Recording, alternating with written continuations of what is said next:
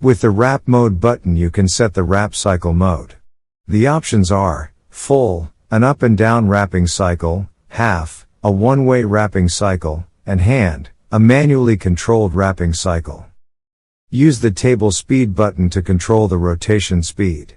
You can set the rotation speed up to 12 revolutions per minute. Using carriage up speed and carriage down speed buttons, you can separately set the carriage speed as a percentage of the maximum in the up and down directions.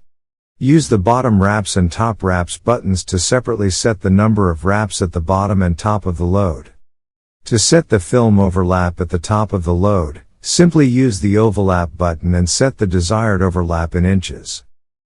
By default, the machine uses a photo sensor to detect the load height. If you need to manually specify the height of the load, you can use the pallet height button and set the value in inches. If you want to use the top cover for your loads, use the cover button and set the overhang length in inches.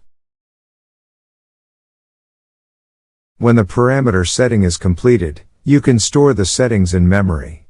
You can set up to 10 different wrapping programs. To begin, press the Start button on the control panel.